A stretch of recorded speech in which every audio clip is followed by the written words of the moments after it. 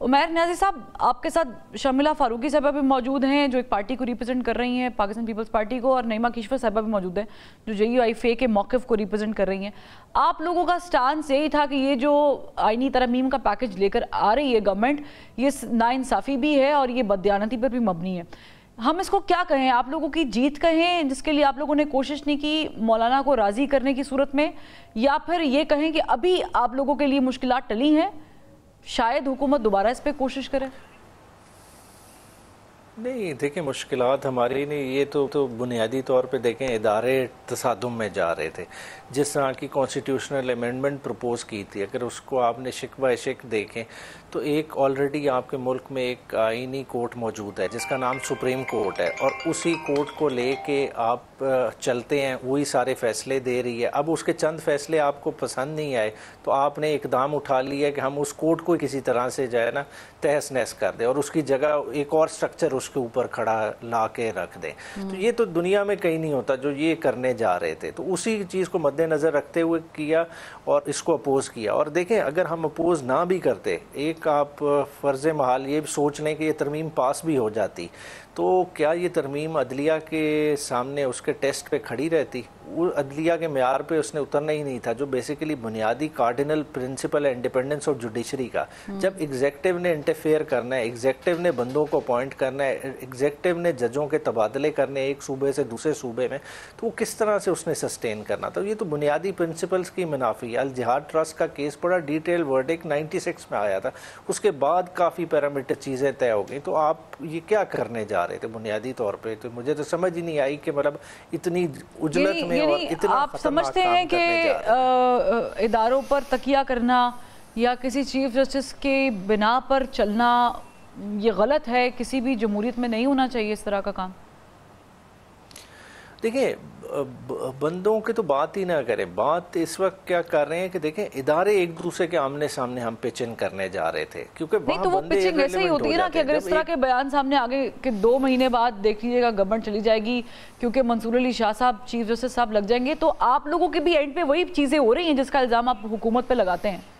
کچھ ڈفرنس نہیں ہے. نہیں دیکھیں، جو آج غلط ہے وہ 2 ماہ بعد بھی غلط ہوگا. اگر چلیں منصور علی شاہ صاحب چیف جسٹس CJP بن جاتے ہیں سپریم کورٹ کے، جو انہوں نے بننا ہے، آرٹیکل 175A کی منشا بھی یہی ہے، مگر 2 مہینے بعد آپ یہی آئینی ترامیم لے آئیں گے، کیا تب بھی یہ کھڑی ہوگی؟ جو آج غلط ہے اس نے کل بھی غلط رہنا ہے. یہ بنیادی اصولوں کی اگینسٹ ہے جو یہ کرنے جا رہی ہے. دیکھیں، آپ خالی یہ دیکھیں، یہاں تحریک انصاف نہیں ایجیٹیٹ کر رہی ہے یا JUIFA نہیں ایجیٹیٹ کر رہی، یہ تو تمام لائرز باڈی ایجیٹیٹ کر رہی ہیں.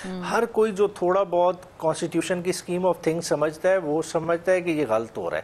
مطلب یہ بہت ہی غلط ڈائریکشن ہم اپنے ملک کو دینے جا رہے ہیں. ٹھیک ہے، تو آپ سمجھتے ہیں کہ یہ جو مخالفت ہو رہی ہے یہ بالکل جسے کہتے ہیں نا سالڈ بنیادوں پر ہو رہی ہے، لیکن یہ مخالفت کیا تمام شکوں پر ہو رہی ہے؟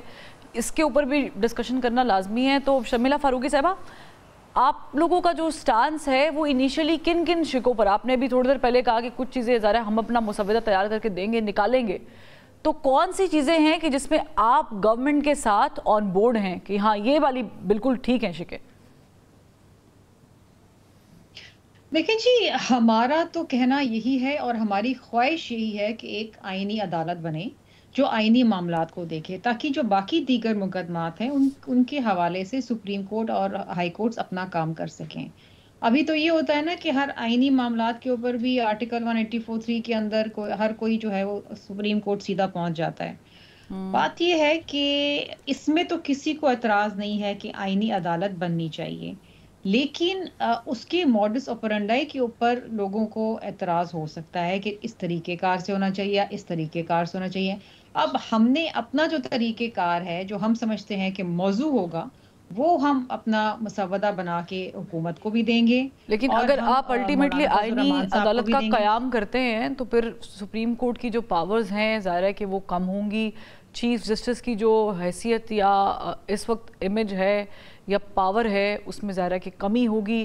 تو الٹیمیٹلی تو اگر پھر منصور علی شاہ صاحب رہیں یا پھر قاضی فائزہ صاحب، تو وہ تو پھر دونوں کے لیے سیم ہی ہے، یعنی کان یہاں سے پکڑے یا وہاں سے پکڑے، کوئی مختلف چیز تو نہیں ہے. Let's look at it this way. میں آپ کو بتاؤں کہ کنسالیڈیشن آف پاور کسی ایک ادارے یا کسی ایک شخصیت کے اندر جو ہے نا وہ ان اینی کیس جو ہے کہیں نہ کہیں پھر وہ کسی نہ کسی کے ساتھ ناانصافی ہو جاتی ہے.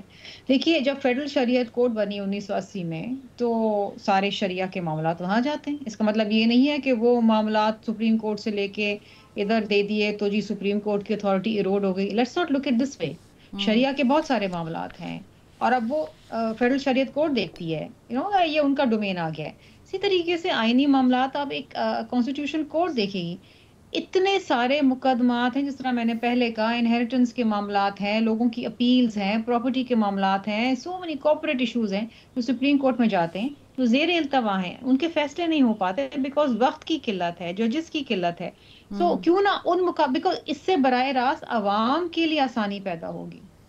ٹھیک ہے, لیکن اس میں اور بھی بہت سے ملٹری کورٹ میں کیس چلنے کی بات ہے. منظر میں دیکھتے ہیں کہ سپریم کورٹ کی اتھارٹی ایروڈ ہو رہی ہے, تو میں سمجھتی ہوں یہ وہ لوگ سوچ رہے ہیں جو شاید چاہتے ہیں کہ کنسالیڈیشن آف پاورز کسی ایک شخص یا ایک ادارے کے اندر ہو. Again I would always say کہ دیکھیے ایک اوور سائٹ ہونی چاہیے. ایگزیکٹو کے اوپر بھی ایک اوور سائٹ ہوتی ہے, پارلیمان کے اوپر بھی اوور سائٹ ہوتی ہے, جوڈیشری پہ بھی ایک اوور سائٹ ہونی چاہیے.